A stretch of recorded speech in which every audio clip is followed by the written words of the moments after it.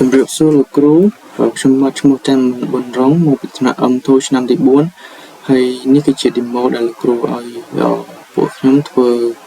ទៅក្នុង lab ដែលបង្ហាញជា text ទៅលើChrome ហើយប្រើប្រាស់ filter អញ្ចឹង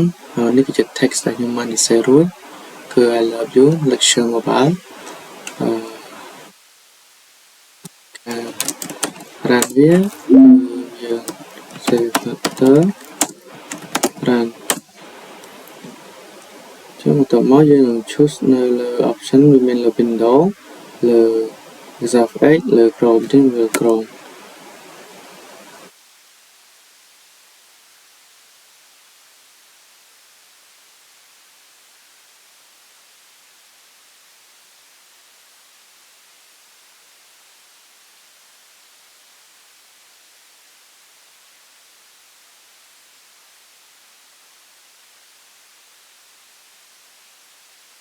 ចឹងបន្ទាប់មកចាំវាចេញលទ្ធផលបែបនេះ